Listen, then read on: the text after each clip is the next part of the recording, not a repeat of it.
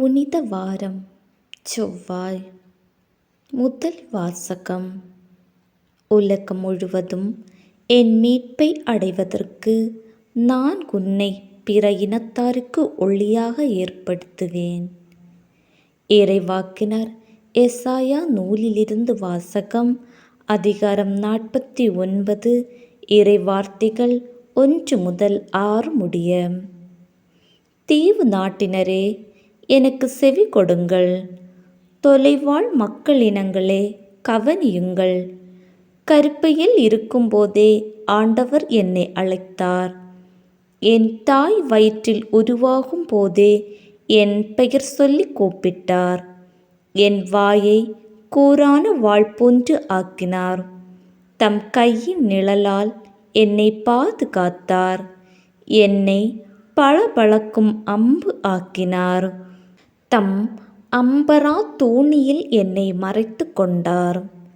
அவர் என்னிடம், நீயே என் ஊழியன், இஸ்ரவேலே, உன் வழியாய் நான் மாட்சியுறுவேன் என்றார். நானோ, வீணாக நான் உழைத்தேன், வெறுமையாகவும் பயனின்றியும் என் ஆற்றலை செலவழித்தேன். ஆயினும் எனக்குரிய நீதி ஆண்டவரிடம் உள்ளது. என் பணிக்கான பரிசு என் கடவுளிடம் இருக்கின்றது என்றேன். யாக்கோபை தம்மிடம் கொண்டு வரவும், சிதறுண்ட இஸ்ரவேலை ஒன்று திரட்டவும், கருப்பையில் இருந்தே ஆண்டவர் என்னை தம் ஊழியனாக உருவாக்கினார். ஆண்டவர் பார்வையில் நான் மதிப்பு பெற்றவன். என் கடவுளே, என் ஆற்றல். அவர் இப்பொழுது உரைக்கிறார். அவர் கூறுவது, யாக்கோபின் குலங்களை நிலைநிறுத்துவதற்கும் இஸ்ரவேலில் காக்கப்பட்டோரை திருப்பி கொணர்வதற்கும் நீ என் ஊழியனாக இருப்பது எளிதன்றோ? உலகம் முழுவதும் என் மீட்பை அடைவதற்கு நான் உன்னை பிற இனத்தாருக்கு ஒளியாகவும் ஏற்படுத்துவேன். ஆண்டவரின் அருள் வாக்கு. இறைவா, உமக்கு புகழ்.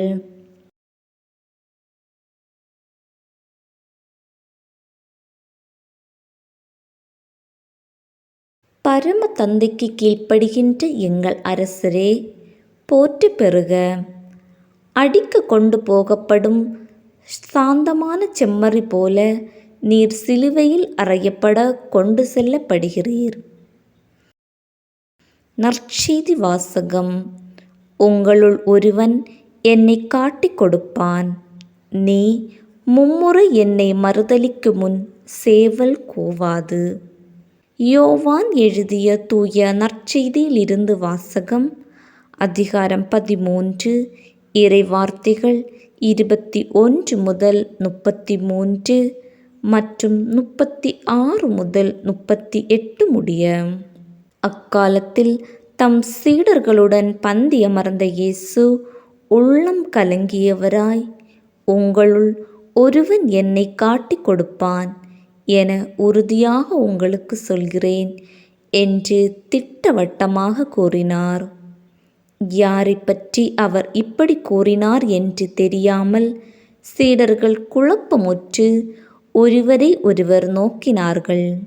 இயேசுவின் சீடருள் ஒருவர் அவர் அருகில் அவர் மார்பு பக்கமாய் சாய்ந்திருந்தார். அவர் மேல் இயேசு அன்பு கொண்டிருந்தார். சீமோன் பேதுரு அவருக்கு சைகை காட்டி, யாரை பற்றி கூறுகிறார் என கேள் என்றார். இயேசுவின் அருகில் அவர் மார்பு பக்கமாய் சாய்ந்திருந்த அவர், ஆண்டவரே, அவன் யார் என்று கேட்டார்.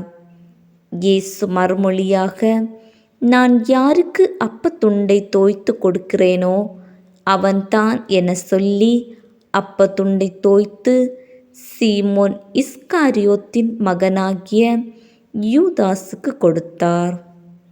அவன் அப்பத்துண்டை பெற்றதும் சாத்தான் அவனுக்குள் நுழைந்தான். இயேசு அவனிடம், நீ செய்ய இருப்பதை விரைவில் செய் என்றார். இயேசு ஏன் அவனிடம் இப்படி கூறினார் என்பதை பந்தியில் அமர்ந்திருந்தோர் யாரும் புரிந்து கொள்ளவில்லை. பணப்பை யூதாசிடம் இருந்ததால் திருவிழாவுக்கு தேவையானதை வாங்கவோ ஏழைகளுக்கு ஏதாவது கொடுக்கவோ இயேசு அவனிடம் கூறியிருக்கலாம் என்று சிலர் நினைத்து கொண்டனர். யூதாசு அப்பத்துண்டை பெற்று கொண்டவுடன் வெளியே போனான். அது இரவு நேரம். அவன் வெளியே போன பின் இயேசு, இப்போது மானிட மகன் மாட்சி பெற்றுள்ளார். அவர் வழியாக கடவுளும் மாட்சி பெற்றுள்ளார். கடவுள் அவர் வழியாக மாட்சி பெற்றாரானால் கடவுளும் தம் வழியாய் அவரை மாட்சிப்படுத்துவார். அதையும் உடனே செய்வார். பிள்ளைகளே, இன்னும் சிறிது காலமே உங்களோடு இருப்பேன். நீங்கள் என்னை தேடுவீர்கள். ஆனால் நான் போகும் இடத்திற்கு உங்களால் வர இயலாது. இதையே யூதர்களுக்கு சொன்னேன், இப்போது உங்களுக்கும் சொல்கிறேன் என்றார். சீமோன் பேதுரு இயேசுவிடம், ஆண்டவரே, நீர் எங்கே போகிறீர் என்று கேட்டார். இயேசு மறுமொழியாக, நான் போகும் இடத்திற்கு என்னை பின்தொடர்ந்து வர இப்போது உன்னால் இயலாது. பின்னரே என்னை பின்தொடர்வாய் என்றார். பேதுரு அவரிடம், ஆண்டவரே, ஏன் இப்போது நான் உம்மை பின்தொடர இயலாது? உமக்காக என் உயிரையும் கொடுப்பேன் என்றார். இயேசு அவரை பார்த்து, எனக்காக உயிரையும் கொடுப்பாயோ? நீ மும்முறை என்னை மறுதலிக்கும் முன் சேவல் கூவாது என உறுதியாக உனக்கு சொல்கிறேன் என்றார்.